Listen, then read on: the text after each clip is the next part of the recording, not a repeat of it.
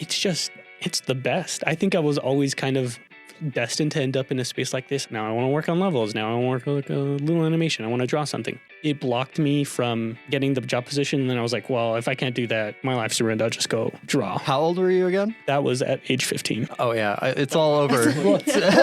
I'm very like silly. The first day that I was there for freshman orientation, I immediately made friends. It was like I enjoyed all the extracurriculars, so it felt right. I was like, oh yes, these are my people. I finally found where I'm supposed to be.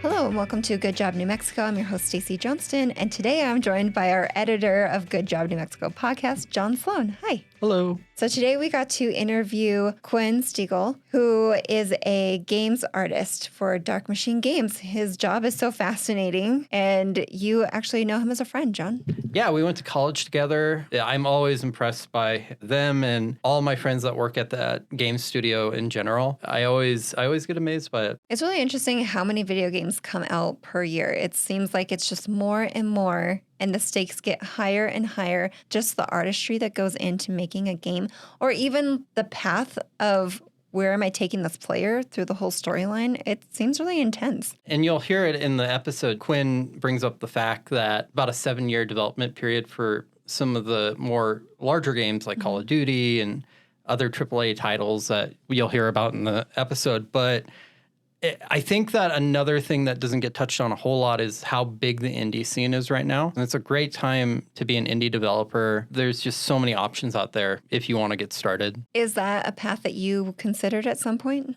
So I worked in video games. I worked at a studio called Media Productions at NMSU. It's a little gym that they have down there. I really enjoyed working for them. There we worked on Flash games, and we worked on an engine called Unity for some 3D things. But 3D costs a lot of money, and we didn't have high budgets. So I have done indie stuff before. I've done game jams, which we'll talk about in the episode as well. I don't know. Honestly, I had a mentor as well that was in the AAA field, and he really convinced me not to do it.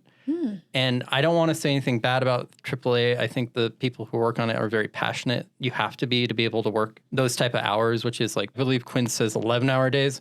That's kind of an underestimate for some of the games. I think it may have gotten better recently, but I want more of a work-life balance than that. And and it's too much of a hobby for me. Do you feel like you have work-life balance here, John? Asking for a friend. I actually love that about this job in particular. If you want to work for the state, you'll have a great work-life balance, probably. Most likely. Yeah, for sure. What was your first game? Do you remember? I had a Super Nintendo, and it was Mortal Kombat. I was 5, and I was very bad at it, but I eventually got good enough to beat my dad at it, and then he stopped playing with me. Oh, no. So, but no, I think that was like my first game, or at least the first console that I remember. Yeah, I wish I still had my Game Boy. Loved Tetris on my Game Boy. It was the best original Super Mario Brothers. It was so cool. Or we would go down to Blockbuster and we would rent Jaws. It was a fun game. But when we would play games as kids, if my brother was losing, he'd tell me to get out of the room because I was bad luck. It was really sad. And I just wanted to sit there and watch him because I knew I wasn't going to be good at Zelda. I wanted to so bad. But like, is this an older brother?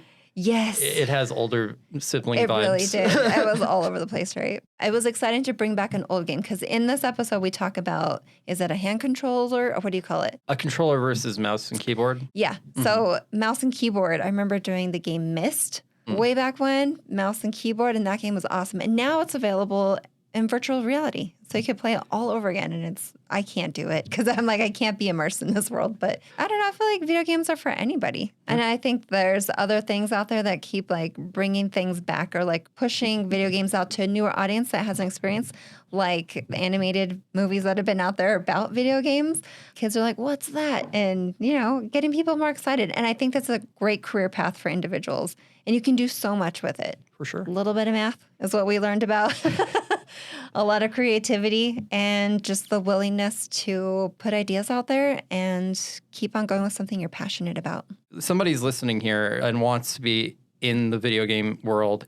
Know that there's a lot of ways to go about it. and just doing it is more important than anything else. For sure. Well, without further ado, please enjoy Quinn.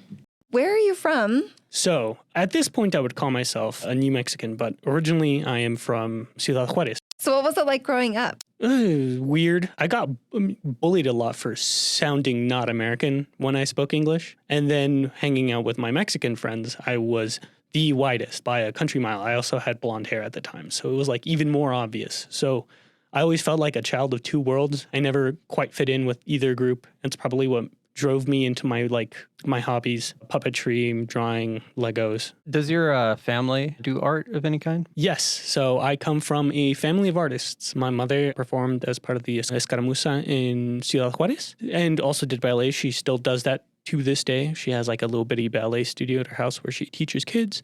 My father is a trained silversmith, though it's not what he does for a living anymore. But yes, I have grown up surrounded by art of a lot of different kinds.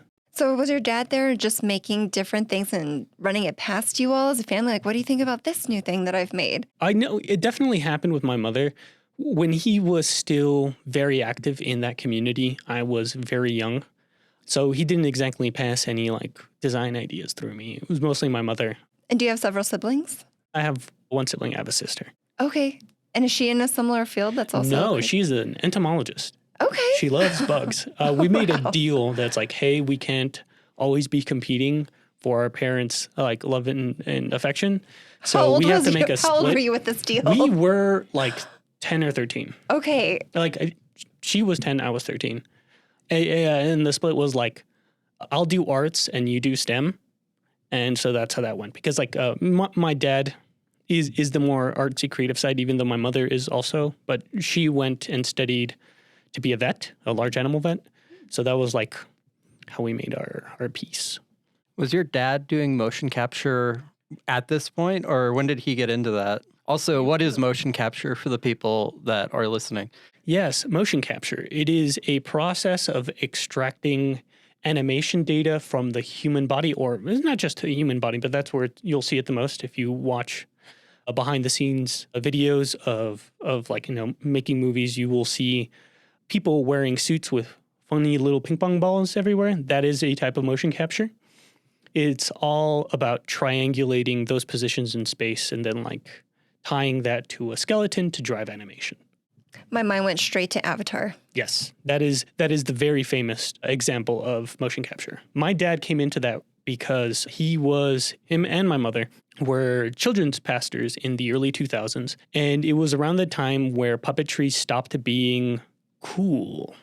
So they couldn't get the kids to engage with the lessons like they had previously. So my dad was like, well, kids like cartoons and I'm pretty decent with computers. I might as well learn to animate. But then he learned that he hated the process. He wanted to expedite it. And that's what got him into motion capture. Okay, so you're 10 years old. You've made this deal. So then you knew exactly what you were going to go to school for. No, because I went back and forth on it. There was quite a long time though. I was like, maybe I can be an engineer. It's like I applied for an internship here in town, but because I was a Mexican citizen at the time, or I had citizenship of Mexico, it blocked me from getting the job position. And then I was like, well, if I can't do that, my life's ruined. I'll just go draw for a living. How old were you again? That was at age 15. Oh, yeah. It's That was all high over. I'm very, like, silly. You're 15. You went to a specialized high school, right? Yes, I went to Media Arts Collaborative Charter School. Now it's something different. It's like New Mexico Academy of Media Arts or something like that. And I asked, did you find that on your own, or was somebody recommending that you should go to that? I had found it on my own. Okay. My dad goes to this local film conference here in Albuquerque, and one year they had a booth, and I was like, oh, there's a school that just focuses on media. I gotta go here. I was, I think, in middle school at the time, so they immediately rocketed up to the top of my list of schooling. That's amazing. Mm-hmm. How big was your class? Oh, my freshman year, I think, was like 300. By my senior year, I think 15 of us graduated. There was a lot of attrition. Wow. That's crazy. Did you know as soon as you started going to school there that, like, yes, I'm in the right space. I know this is where I want my path to go? Yes. For a lot of different factors, I'm like a weird kid. I was always bullied, but The first day that I was there for freshman orientation, I immediately made friends. It was like I enjoyed all the extracurriculars. There was no gym. So it felt right. I was like, oh, yes, these are my people. I finally found where I'm supposed to be. So one of the things that I feel like a lot of people don't know about video games, especially in the indie scene, is how many skills it takes to make a video game. How many things can you do off the top of your head? I can level design. I can rig. I can do textures. I can edit promotional material, even though I'm not the one on the team who does that. I can animate.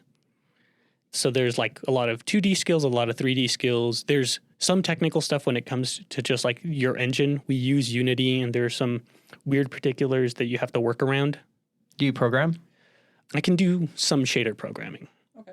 I'm not a great programmer. I've mostly taught myself by just like connecting things with visual scripting, but our lead programmer decided not to have that in this project, so I'm just kind of like just stuck doing art, which is good. You don't want my code. It's bad. Has everything been fun? Or has it been like very challenging, but it's like, I know that there's light at the end of this rainbow if I just get through this? A lot of it has been fun. There have been some challenging things. For example, Baldur's Gate 3, I was an animator for their cutscenes. The material that I had to animate was very challenging. It's a lot of movement between two different characters. There's a lot of interplay. That was very challenging and difficult, but also extremely fun. While there's other situations where we're just challenging and no fun, like a Call of Duty Vanguard, they sent me the wrong character to animate twice. Oh, no. And at the moment, I was being paid by like the second of finished animation. So every time that I sent them a thing and it was wrong, I didn't get paid. So that was just plain difficult, no fun. I was not having a good time. Well, I guess you're working on your skills, even though Yeah. there's always something. Was this right out of high school?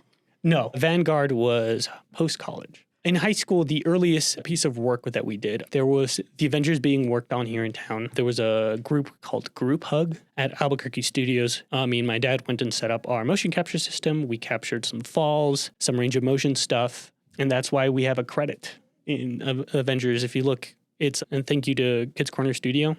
That's awesome. Congratulations. That's fun to work on. It was a really, really, really fun experience for a 13-year-old. Yeah, I'd say so. Yeah. For 13, are you kidding? Were you always a video gamer? No. Okay. I did not have a console growing up, and my interest mostly lied in books and Legos. Those were the two things that I really Choose loved. your own adventure books? No. Oh, okay. I like those a lot. I like those are a lot of fun. It was mostly Lord of the Rings. I was like, my dad passed it on to me when I was like 8. It was the start of the obsession because it was like 8. The movies were coming out. My dad made me read the book, but that's a different story. What got me into video games when it was an individual called Gen Z. She is the lead artist at Supergiant Games. A advertisement came up for their debut game Bastion on YouTube, and I was enamored. Nothing ever that I'd ever seen look like that, move like that, and I was like, okay, I need to get this, and I did, and I played it for like 500 hours. It's why I'm in games now, because it was like I had been standing my entire life, and I had finally sit down when I saw her art. Were your parents ever like, we feel like you're doing too much of this gaming? My mother definitely did. My dad was like, it's good research for him. Yeah. Thanks, Dad. I'm backing you up. That's amazing. You touched on a little bit of it, but for the people who don't know, there's kind of a little bit of difference between AAA and indie development. And just to clarify for people who don't know what I'm talking about, AAA gaming is kind of like, think of Call of Duty. Yeah.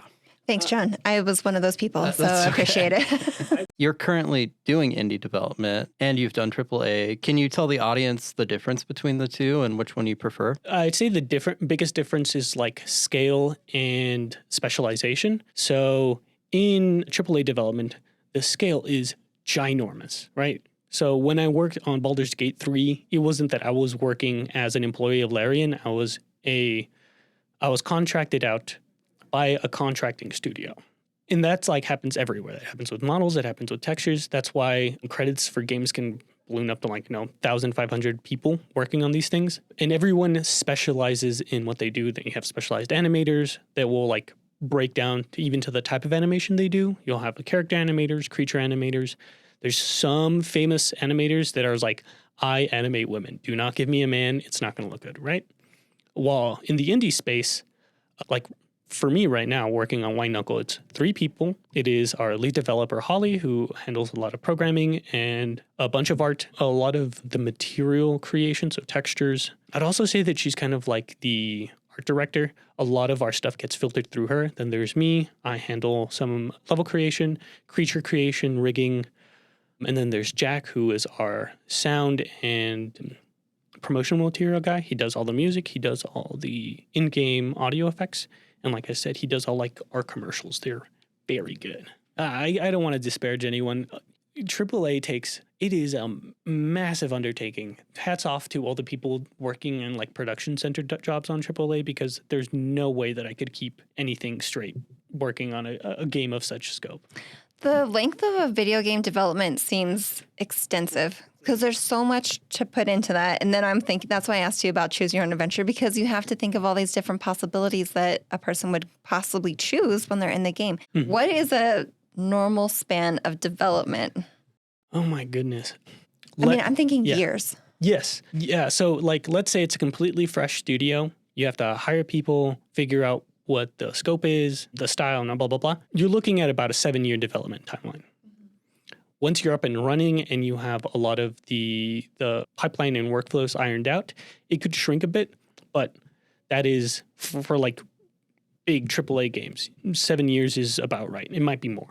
If for some games like Rockstar that has been working on GTA 5 since the creation of the universe, it's a different story. But when you're playing games, other games, do you think about the mechanics behind it, or are you able to like enjoy playing the game? Part of my enjoyment is picking apart things. So it's not like it throws me off. I'll be playing games and I'm like, oh, that was a really good transition.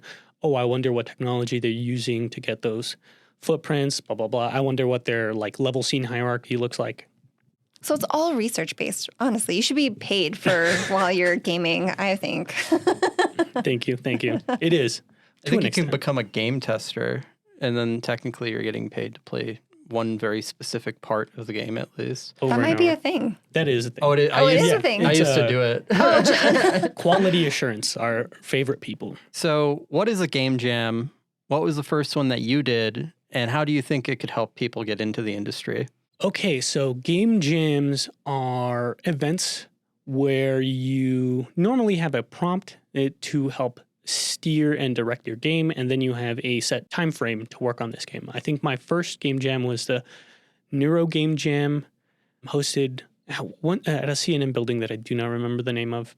When I was in high school, me and a bunch of friends, we bought a lot of pizza, and we just tried to develop a video game over the course of a weekend.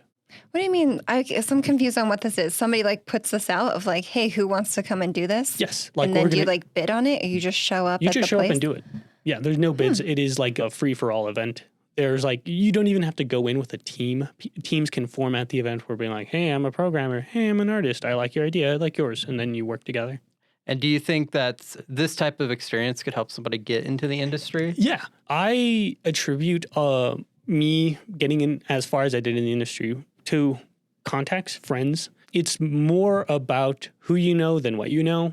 And people will say this everywhere, but it's every time that I've been in a sticky situation, it's always been a friend of mine that has been able to help me out of it with like a job or a project coming down the line. So that actually brings up a question I was going to ask you.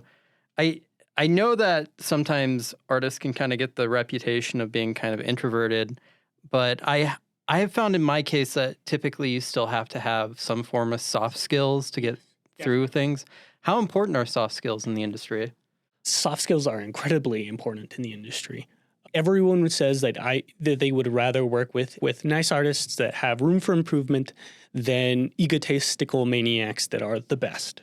Now you're working in a position where you are with friends. Mm-hmm. What's that like? It's the best. I think I was always kind of destined to end up in a space like this. I like being able to wear multiple hats. I think that's why the industry was kind of stifling for me in a way. I like being able to like, oh, well, now I want to work on levels. Now I want to work on like a little animation. I want to draw something.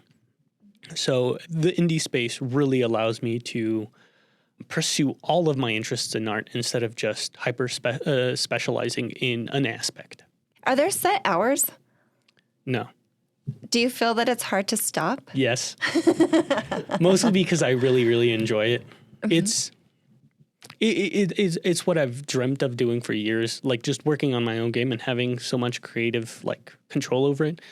Add that to I've always wanted to make a game with these friends. So it's like multiple dreams coming true. How did you like math in high Yeah, school? I did like math a lot. In fact, it's what moved me into the honors cohort because I was finishing my Algebra 1 work too quickly and I was being disruptive in class. So the math teacher was like, I can't handle you. You're being kicked up to honors.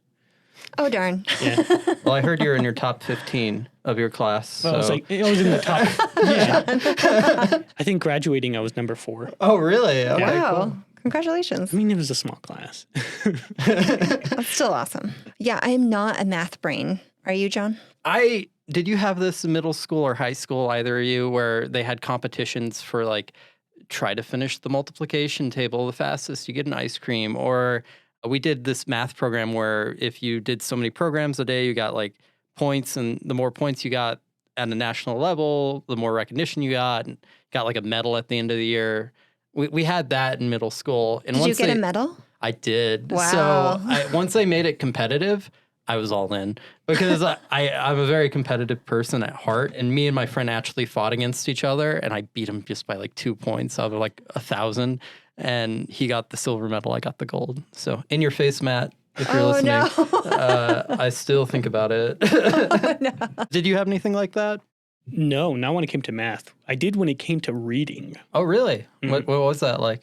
It was just read X amount of books, you get free pizza. And I was always a speed reader, and I was really good at reading. I read at a collegiate level in 3rd grade, so I could just burn through the books that they were expecting. So I got like that summer, I think I got like 6 or 7 free pizzas. You have to read like 10 or 20 books, and I could do that, no problem. That was like a week. Okay, I'm going to date myself because I didn't have like pizza or anything for like the reading or the math. But if you had good grades, you could take it to the nearby, I think it was a Noble store or something. You got Pogs. Pogs. Pogs. For however many A's you had, you could get like 10 Pogs per A. And I was like all about it. Okay, I'm going to touch back up on recommendations for people in the industry. I don't know, especially if people are early in their career, I don't know if people think about this a whole lot, but what is a portfolio and how important is it to getting hired in this industry? So a portfolio is a collection of your work that demonstrates a skill that you believe would be useful for a game studio. It is maybe like 96% of the reason why you're hired. How do you start that if you're brand new? You start like how you do anything you do. You have a project in mind and see it to completion. So what I'm really hearing is if you want to do video game design, you should just start. Unfortunately, yes. It's the advice that is most commonly given, but it's the only way that you'll do video game design. Do you need like specific software to do it? There is. So you can use any of the readily available like open source, well, they're not open source, but open to use game engines like Unity or Godot, or like, in fact, I would recommend people start with something even smaller like Game Maker or RPG Maker, where it's smaller, more focused engines, 2D, that will help you develop the skills to then branch to whatever else you want to do. So the game that you're working on right now, how long did that process take before you guys were actually diving in and starting? Oh, one day. Well, okay. Wow. It is a very uncommon story. We just have absolutely incredible lead developer, Holly, her background is a lot in this, like in the game jam space. So she's really good at iterating quickly. I think from the time that I pitched the idea to the time I got back, I had been gone for a week and we already had something playable. And it wasn't like gray box. There was textures, there was animations, there was the bones of the idea that we fleshed out. Wow. So does it feel like this project's just flying by? Yeah, it's so weird. I feel like there's absolutely no time for anything. Mm-hmm. Yeah. Do you get weekends? Are you like 24/7 always in it? Yes, technically. And I do take Saturdays to go rock climbing, but then like I'll come back and get back to work. Do you think you'll ever go beyond the gaming realm? I mean, I might be a different person in 40 years, but knowing me right now and what I will want to do, I just want to do games. So we're going to hit you with a couple questions here. It's rapid, not so rapid. Would you like to start off? First job you ever had? Childcare. Like babysitting, or what do you mean? Yeah, I worked at the Sundays taking care of toddlers and newborns. Okay. What was that like? Really cool. Oh. I like kids. Babies are fun because they're just like small little things. And then toddlers are funny because they talk such great smack. Oh my goodness. Eat in the office or outside of the office? I eat at my desk working every time. Your biggest fear or phobia? The IRS. Okay. Taxes. Yeah. Definitely. Yeah. Yeah, I hear you. All right, this one's for the video game nerds out there. Keyboard and mouse or controller? Keyboard and mouse. And why? Because that's what I started with, is what feels good. I'm just learning about this keyboard and mouse situation because my kid is actively watching people play Minecraft on YouTube, and I don't think I can handle much more. But I'm always wondering, like, I don't see like a little controller that they're doing, but it must be keyboard and mouse kind of situation. This is a big thing in the gaming world. Like, it's very divisive. I personally like keyboard and mouse as well. But it depends on the game, really. Like, I think White Knuckle in particular, I like the remote better. Sorry, Quinn. Disgusting. My least favorite way to play it. Whenever we had to test for it, I was like, no. Do you have a messy desk or a clean workspace? It oscillates between the two. It gets dirty to the point that I can't stand it anymore, and then I clean it and do a bunch of like cable management. But then eventually, as time goes on, it gets dirty again, and then I do it all over again. What's the number one advice you'd give somebody when building a portfolio? Cut 80% of your work out. It's not good enough. Just leave it out. Well, unless you're like, that is for AAA. For indie, it might be good to show that you're like, hey, I have a lot of skills. But you really have to tailor it to the job you're applying to. And do you want it to be the most recent thing? It should always be the most recent thing. If it's something from years ago, people are going to be like, hey, have you kept up with the skills? And what game are you playing right now? Oh, White Knuckle. That's a good answer. I spent so much time playing it.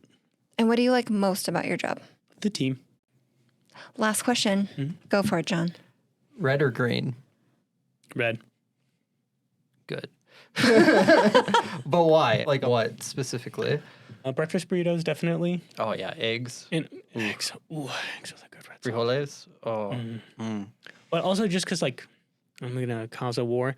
I come from Mexico, and the salsa verde there is different from the green sauce here, and I've just never been able to reconcile it. Is it spicier or is it different flavor? Yeah, different flavors. The pepper that's used is different. Okay. There's the way that I describe it is that like green chile in New Mexico has like a sloppy wetness that in Mexican salsa verde is like this nice sharp crisp snap. That I really love. New Mexico podcast. You just I know alienated the whole audience. I'm very sorry about it. I know. I do have green. I think green is good in burgers, and it's also good on New Mexican food. But like, if I'm making a salsa, I'm making salsa verde from my home. There you go. Well, Quinn, thank you so much for your time and being here with us today. Really appreciate it. It was an honor. Thank you so much. Thank you so much. Bye. This has been a New Mexico Department of Workforce Solutions production. Our producer is Milo Koleski. This episode was engineered and mixed by John Sloan. Theme music is One Fine Day, courtesy of podcast.co. Follow the show on social media at GoodJobNM. For program funding, visit our website, dws.state.nm.us/funding. Bye.